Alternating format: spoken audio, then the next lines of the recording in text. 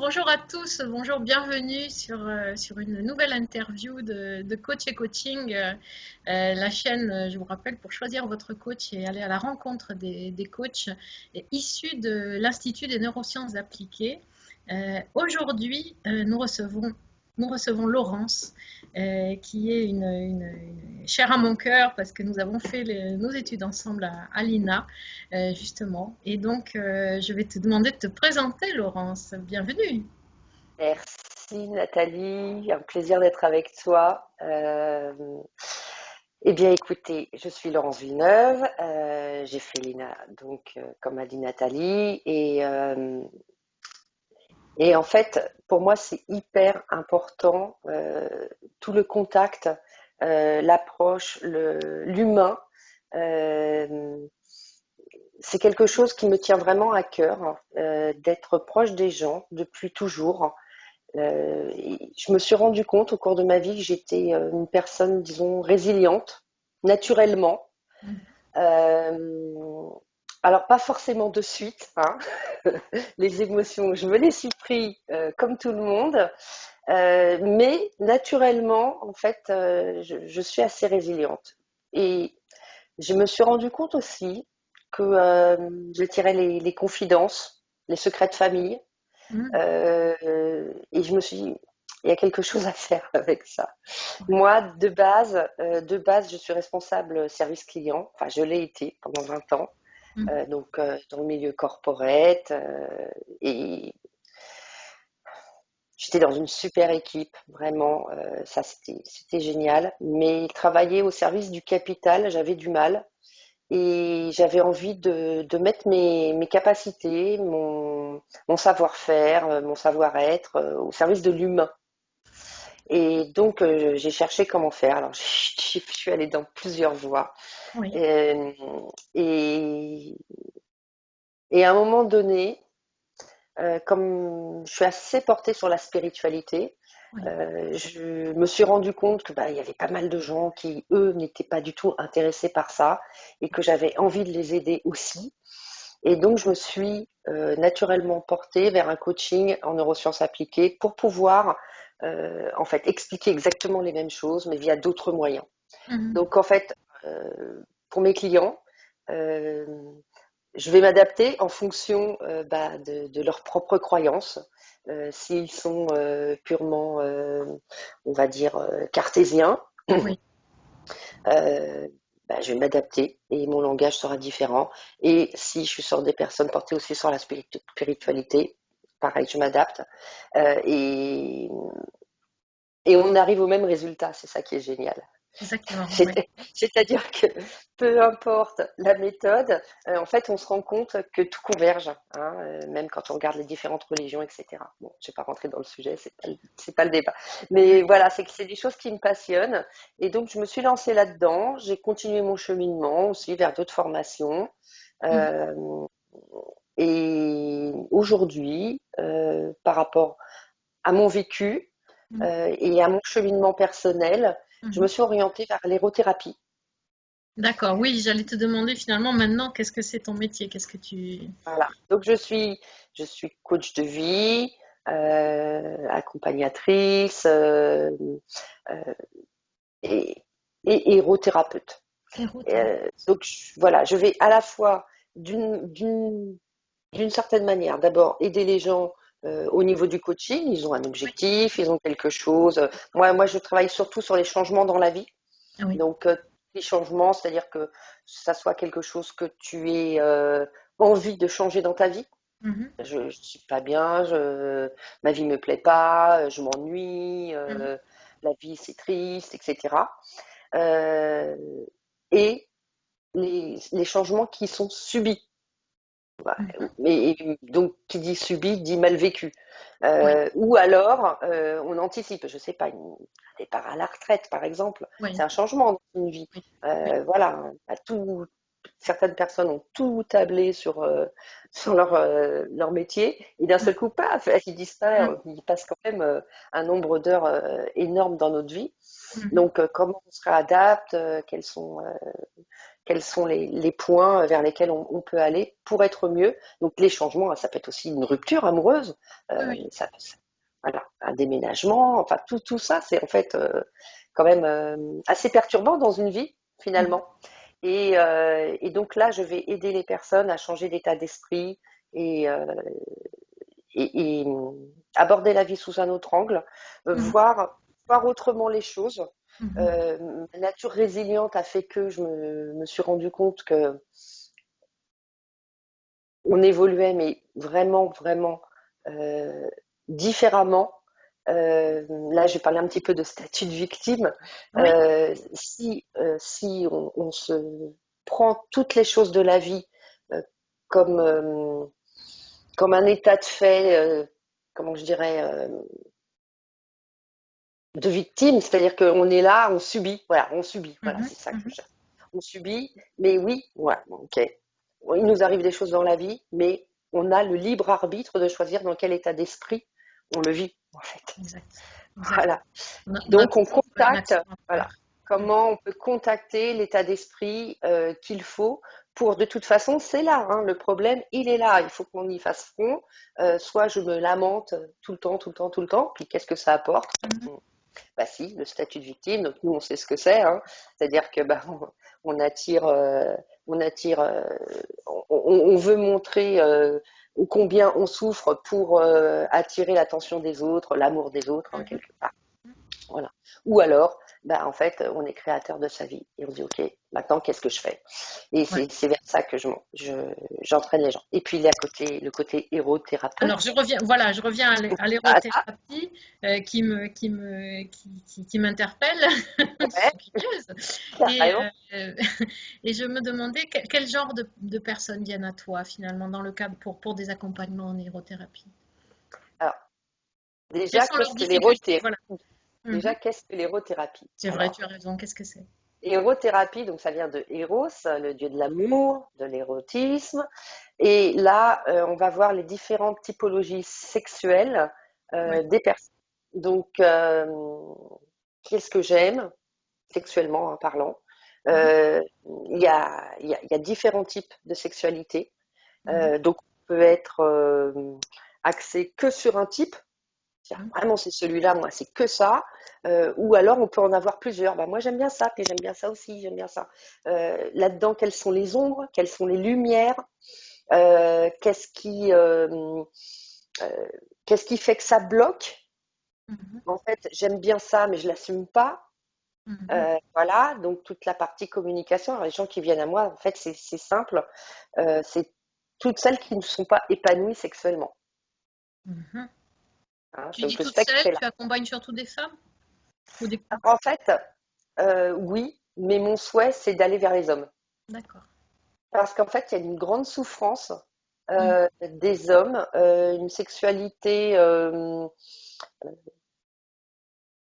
comment je dirais, bridée, brimée. Mhm. Ouais. Euh, alors, il y a deux typologies, hein. Soit on est célibataire, Mhm. voilà. Donc là, se reconnecter, je reçois aussi en individuel et en couple. Oui. Donc en individuel, se reconnecter à sa sexualité, Oui. savoir discuter de ce qu'on aime, de ce qu'on n'aime pas, qu'est-ce qu'on n'accepte pas, Mhm. comment aborder la chose, se connaître soi-même, bien évidemment. Beaucoup, beaucoup de femmes ne se connaissent pas sexuellement. Donc ça, c'est énorme. C'est un gros travail, mais qui est super important de se connaître sexuellement euh, pour pouvoir. La femme, en fait, est initiatrice de la sexualité, dans le sens où c'est elle qui va guider l'homme. D'accord. C'est le rôle de la femme, de guider l'homme dans la sexualité, de lui dire ce qu'elle aime, ce qu'elle n'aime pas. Et l'homme, en général, s'adapte. C'est Hein. marrant ce que tu dis parce que ça va à l'encontre du discours qu'on entend actuellement, politiquement correct, enfin politiquement admis, qui dit que finalement la femme elle subit les assauts de l'homme, quoi. En Voilà, ce justement, moment, c'est ça qu'il y a dans l'air ne plus social. subir. Comment ne Ouais, plus subir? ouais, ouais. Et, euh, et je pense beaucoup, beaucoup de femmes passent par là, moi y Mm, compris. C'est-à-dire que on se trouve avec un partenaire, Mhm. il a une manière de faire l'amour, Oui. et en fait, on se calque. Oui, c'est ça. Mhm. Et on se calque. Et là, c'est là l'erreur. Parce qu'en fait, il y a rien de plus satisfaisant que les deux soient épanouis. Bien sûr. L'homme, il ne demande qu'une seule chose, c'est que la femme soit contentée, qu'elle Mhm. soit heureuse Mhm. euh, euh, de l'acte sexuel avec son homme. Mhm. Et en fait, la femme ne peut l'être que si elle dit, nous, notre sexualité est tout intérieure. Les hommes, on leur attribue à l'extérieur. Nous, c'est tout intérieur. Ils ne peuvent pas de savoir. On est toutes différentes. On a toutes des goûts différentes, comme les hommes d'ailleurs. Bon, après, il y a des grandes trames qui se font, Mhm. bien sûr. Il n'y a pas 25 milliards de sexualités. Mais voilà, c'est à nous, en fait, de les guider, Mhm. de leur apprendre. Donc en fait, c'est ça que tu facilites, si je comprends bien, Ouais, tu facilites la parole finalement à l'intérieur du couple, ou au moins tu permets aux femmes parce que là où je- j'aurais besoin, moi peut-être, c'est que personnellement, moi, il m'en manque des mots pour exprimer. Tu ouais. dis, il faut que la femme elle guide, mais souvent on n'a pas les mots pour guider. Enfin, Ouais, alors, on n'est pas obligé d'utiliser des mots quand on n'y arrive pas, mais le mieux, c'est quand même la communication orale. mhm, On peut guider avec les mains. ouais. On peut apporter la main là où on a envie qu'elle soit. Mhm, Et puis, l'homme est censé être à l'écoute du non-verbal, mhm. hein, du corps. Donc, voilà. Mais il y a, j'aime bien cette expression, il n'y a pas de tricoter, il faut se parler. Il faut se parler. Bon, ben, on va arrêter de Il faut se tricoter. parler, il faut dire les choses. Donc là, Hein. il y a des tabous à enlever, il y a des peurs à enlever. Mhm, Euh, c'est évident. Quand je parlais de zone d'ombre tout à l'heure, ben, il y en a dans la sexualité aussi. mhm, Quand on n'accepte pas forcément par rapport euh, à la société, à la religion, voilà, être libre en fait de pouvoir parler de ça, et c'est franchement pas évident. non, D'autant plus quand c'est installé depuis des années et des années. ouais, Bien évidemment, on va parler de la femme qui un jour devient maman. oui aussi. Mhm, Et là, d'un seul coup, plus rien. Parce que plus d'envie de la part de la femme. mhm, Il y a deux choses qui se créent aussi, c'est que, comme je disais tout à l'heure, la femme, elle se calque à la sexualité de l'homme quand elle n'ose pas assumer pleinement mhm, qui elle est. Déjà, faut-il qu'elle sache elle-même qui elle est, enfin, ce qu'elle est, en l'occurrence. Euh, et, et puis un jour, bon alors tout va bien, c'est les débuts, c'est la fougue, etc. Voilà. Et puis au bout d'un moment, bon, bah, on a un peu ras-le-bol. Donc, on espace. mhm. Et on espace tellement qu'à la fin, il n'y a plus rien. Et après, quand les couples viennent, l'homme, en toute sincérité, va dire, mais moi, dès le début, j'ai dit que j'aimais comme ça. Et en gros, il se sent trahi, quoi. Donc, on se retrouve donc avec un monsieur qui se sent trahi parce qu'il croyait qu'il faisait bien dès le début, puis comme on lui a jamais dit qu'il faisait pas bien, du coup, il pensait qu'il faisait bien. Voilà. Voilà. Et tout d'un coup, on lui Et dit, mais non, ça va pas, j'aurais aimé autre chose. voilà. Donc, Voilà. Donc, ouais. composer avec ça, ouvrir le dialogue, parce qu'en fait, c'est ça qui est le plus important. Et moi, ce que j'aimerais surtout aussi aborder, enfin, entre autres, parce qu'il y a plein Mhm. d'autres choses, c'est l'adultère, en fait. D'accord. Euh, Oui. voilà, le nombre d'hommes qui vont voir ailleurs parce qu'ils ne sont pas contentés sexuellement au sein du couple, c'est monumental. Mhm. D'accord. Et Voilà. les femmes Donc, qui vont voir alors, les ailleurs, femmes t'en aussi, penses quoi les aussi? femmes aussi, mais j'ai plus affaire à des hommes dans mes contacts. Mais les femmes aussi, oui, oui, les femmes aussi. Mais je dirais que l'homme a un rapport à la sexualité plus facile, Oui. plus Mhm. naturel. Alors, certaines femmes arrivent à s'assumer là-dessus aussi, bien sûr, et heureusement d'ailleurs. Donc, elles aussi, alors, s'assument qu'à moitié, puisque du coup, en fait, on résout pas le problème au sein du couple. Moi, j'ai discuté avec pas mal d'hommes adultères. Mhm. Euh, non, non, on n'en parle pas. Au sein du couple, on ne parle pas. Ok, elle veut plus, elle veut plus. Bon, voilà, c'est tout, bah, je vais ailleurs. Et, et, et donc là, il y a bien une dissociation du sexe et de l'amour, hein. Voilà. Il faut faire la part des choses. Euh, les hommes peuvent aller ailleurs sans que ça mette dans leur esprit à eux aucun coup de canif au couple. Mhm. Il faut aussi être capable de Ils l'entendre. aiment leur femme, voilà, oui, oui. Ils aiment leur femme. Ouais. Ils vont voir ailleurs, mais ils aiment leur femme, quoi. Ouais. D'accord, d'accord. Alors, les couples qui sont, alors les couples ou les personnes célibataires qui viennent te voir, finalement, comment est-ce qu'ils, j'allais dire comment est-ce qu'ils finissent après, après une érothérapie? Qu'est-ce qui, Bah, finalement, déjà, qu'est-ce qu'ils y trouvent? Alors, je vais reprendre ma question. Qu'est-ce un qu'ils y trouvent épanouissement. dans cette thérapie? Pardon? Un épanouissement, Oui, une reconnexion à l'autre. oui. Ça, c'est super important. Se retrouver cette complicité, ce Mhm. jeu à deux. Et puis aussi sortir de la routine. Oui. Parce que là, ben, on va discuter de ce qui pourrait être fait, de qu'est-ce qu'on pourrait faire pour sortir de cette routine. Donc, donner des idées, donner des challenges, des travaux pratiques, voilà, des choses à faire. Oui, oui, bien Des sûr. choses à faire concrètes pour en Mhm. fait redynamiser le couple Oui. et retrouver le plaisir de jouer à deux. Plaisir de jouer à deux. Oui, oui, tout à fait. Tout ça sens, c'est juste pour le plaisir, tout ça. Et c'est C'est vrai pas, que la sexualité dans pas un que couple, le ça plaisir. devient, c'est grave souvent. C'est une question grave, c'est une question pesante, alors que finalement, c'est léger tout ça. Oui, c'est ça. C'est ça. Et ce n'est pas, à mon sens, que du plaisir. Mhm. Parce que quand l'énergie sexuelle circule bien, Oui, ça joue sur sa vie, en fait. Sa vie autre que sexuelle. oui. Donc, déjà, on s'assume. Mhm. Ensuite, il y a vraiment l'énergie sexuelle qui Oui, monte, donc qui est utilisée de manière adéquate, enfin, je veux dire saine, voilà, saine, oui. de manière saine.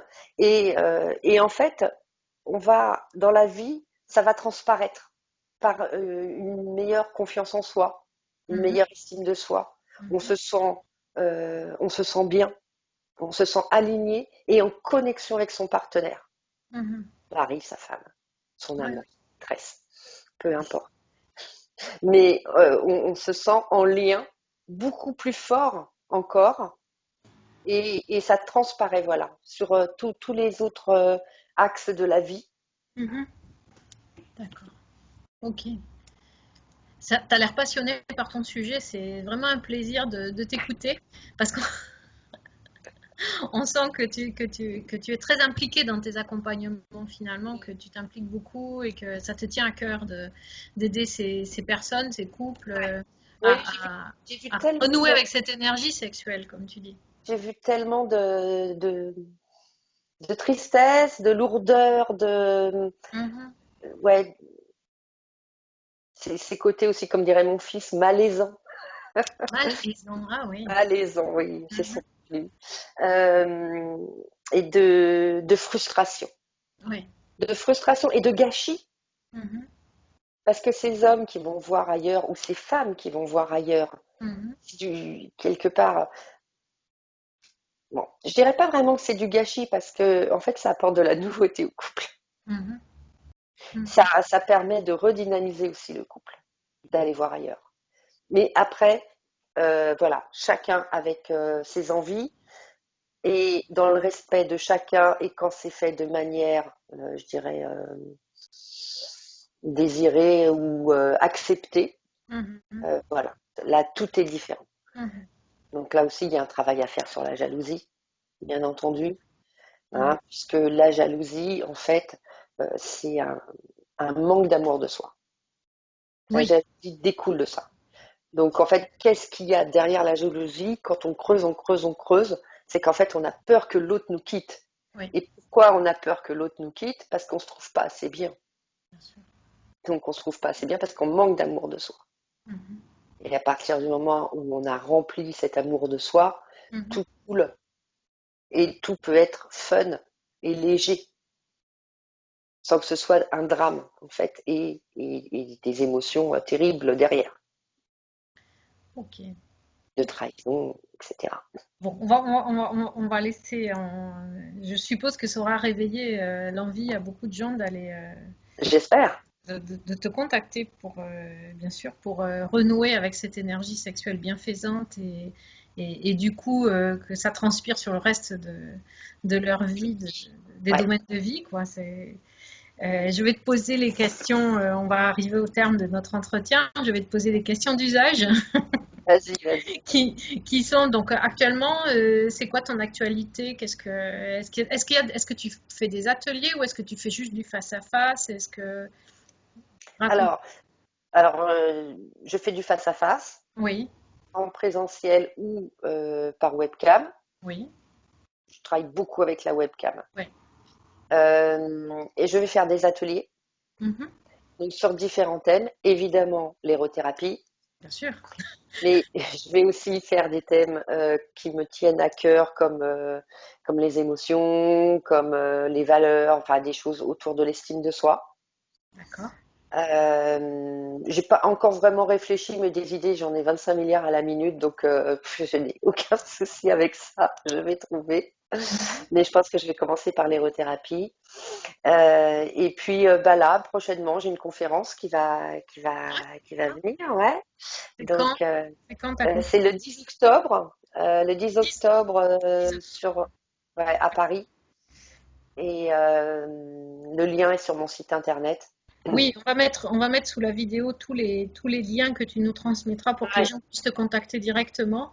Et on va publier cette interview avant le 10 octobre pour que les gens sachent. Donc 2020, hein, donc si vous écoutez cette vidéo plus tard, Plus c'est too tard, c'est late. trop tard. Mais il y aura d'autres, Mais certainement. euh, ouais, sûrement, sûrement. Là, ça sera un thème. Euh, et si j'osais me libérer? Ah, génial. Très Ouais. intéressant. Il y aura un Et enregistrement de cette ouais, conférence? ouais. J'ai trop hâte. J'ai trop hâte. J'adore ce sujet, mais je ne parlerai pas d'érothérapie cette fois. D'accord, tu parleras de libération. Ouais, de libération, de libre arbitre, d'émotion, de schéma psychologique. Voilà. Donc ça, c'est le thème qui me tient très à cœur. Donc voilà pour les actualités. Ok, et maintenant, à quoi tu rêves, Laurence? À quoi est-ce qu'elle rêve, Laurence? À quoi est-ce qu'elle rêve, Laurence? Laurence, elle rêve à l'amour conscient. L'amour conscient, oui. Donc ça, c'est un nouveau chemin que j'ai envie de découvrir. Oui, L'amour conscient, ça va se jouer via. Alors là, je suis au tout début hein, de mon exploration, hein, mais via le tantrisme, le taoïsme, des choses comme ça. Euh, d'accord. Tu noues amour et spiritualité, on va dire. ouais, D'accord. ouais, exactement. Comment Mhm. nouer l'amour et la spiritualité. Donc ça, c'est quelque chose qui me tient à cœur avec euh, je pense, un accompagnement plus axé couple. J'ai envie de ça. Ouais, d'accord, d'accord.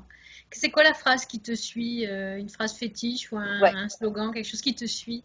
ouais, qui me suit depuis 3-4 ans, Ouais, mais très forte. Et je ne sais même pas si c'est de quelqu'un ou quoi, comment ça m'est venu, mais c'est je sais que je ne sais pas. je sais que je ne sais pas. Oui. Donc en l'occurrence, je me suis rendu compte au cours de ma vie, on se fait des films, oui alors je vais faire ci, je vais faire ça là, par exemple, là j'ai envie de partir vers ça, mais ça se trouve demain je pars à l'opposé. Ouais. Et je me suis rendu compte au cours de ma vie que on se fait des schémas de ouais, s'il se passait ça, moi je ferais ci, je ferais ça. Et puis le jour où on est face à la situation, ah bah non, on n'a pas du tout cette réaction-là. Et j'ai un truc qui m'a beaucoup marqué, nous dans le programme scolaire en France, parce que tu es en Oui. Espagne, Mhm. on voit beaucoup la Seconde Guerre mondiale, le nazisme, Oui. etc. Et, euh, et qu'est-ce que j'aurais fait si j'avais été à cette époque-là? C'est la fameuse C'est chanson ça. Oui. de Jean-Jacques Goldman. Oui. Et, et, euh, et en fait, non, bah, on ne sait pas. On ne sait pas. On ne Exact. sait pas. Et du coup, on ne sait pas quelle pourrait être notre réaction, mais par contre, on a le libre arbitre de le choisir, comme je disais tout à l'heure, et on ne sait pas ce qui va nous arriver dans la vie. On peut rencontrer quelqu'un demain qui va totalement changer notre vie parce qu'elle nous aura fait une phrase, un déclic, quelque chose, on ne sait pas, ou tout simplement parce qu'elle va totalement transformer notre vie. Voilà. L'intérêt de ton slogan, de ta phrase, c'est que finalement, ça ouvre tout le champ des Le possibles. champ des Et possibles. donc, à Ouais. partir de là, J'adore ça. c'est bien. J'adore ça. Et Mhm. donc, du coup, euh, je suis assez difficile à suivre. Mes amis rigolent beaucoup. Bon, alors, Laurence, c'est quoi maintenant? Tu C'est nous quoi la fais quoi? prochaine? Ah bah écoute, alors là, j'ai vu ça et du coup, je me suis dit que voilà. J'ai quand même un fil conducteur, hein. Oui, mais au Faut moins, pas on croire. s'ennuie pas, quoi. Ouais, on s'ennuie pas, c'est clair. C'est super, super. Alors, une dernière question finalement. Ah non, il y a deux questions, deux dernières questions. Attention. Mm. Alors, quel est une personne ou un personnage finalement qui t'inspire le plus ou quelques personnes qui t'ont servi un peu de modèle? Est-ce que tu as des personnages comme ça qui t'inspirent plus particulièrement? Bah, en fait, c'est très drôle parce que je n'ai jamais été fan de qui que ce soit pendant toute ma vie. Oui, J'ai bien aimé oui. des choses, des gens, Mhm, des personnes, mhm, et donc ça ou très distillé m'intéresse. mhm. Euh, Par exemple, sur David Lefrançois, j'adore quand il est sur scène. Oui. Voilà, Mhm. ça, pour moi, c'est très inspirant. D'accord. Voilà. Mais après, être fan ou vraiment, évidemment, il y a des grandes images comme Gandhi ou des personnages comme ça qui sont vraiment hyper forts, Mhm. mais je leur atteins même pas la cheville, donc tu vois l'idée. Oui, Je veux je dire, comprends bien. voilà, je m'intéresse beaucoup à leur vie, ouais. Oui, Je suis très fan, j'ai toujours été très fan des biographies, moi. Tu vois, oui. rentrer dans l'univers des gens, comprendre. C'est pareil, même dans la sexualité, je vais interviewer les gens, quoi. Je fais, mais alors, t'aimes ça, mais alors pourquoi? C'est quoi qui se passe dans ta tête? Qu'est-ce qui fait que toujours je demande, je demande, je demande. Je suis Des très, questions très avide. ouais, des questions qu'on se pose jamais finalement. Ouais, je suis très Ouais. avide de savoir comment on peut arriver à un schéma de pensée et, euh, et de me dire, ah ouais, mais ah ouais, tu penses ça comme ça, mais en fait, ça me plaît bien, ça. Mhm. J'y avais jamais pensé parce que je suis très très curieuse, très très Ouais. très. Mais ça, tu vois, ça c'est un des trucs qui rend le métier de l'accompagnement extrêmement intéressant, c'est qu'on apprend de chaque. Les Oui, gens qui viennent nous voir apprennent de nous, mais nous on apprend de eux ouais, presque autant, quoi. On est payé pour apprendre, c'est génial. complètement. Donc je n'ai pas d'image type D'accord. maintenant. J'avoue qu'au niveau spiritualité, je suis très en phase avec Franck Lobvet. D'accord, oui, je connais bien, tout à Ouais, fait. Je suis tout à fait d'accord avec toi. Vraiment mm, très inspirant comme garçon. ouais, très inspirant. Voilà. Alors, une dernière question, bien sûr. Nous Ouais. avons été formés à la même école, puis ensuite nous sommes allés nous former à d'autres écoles, pas de coaching, mais à d'autres, bien sûr.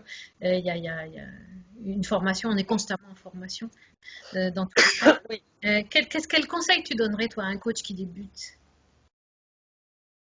je dirais être aligné. Être Pour aligné?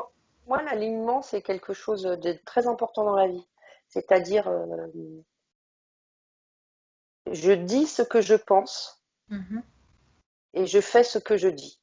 mhm.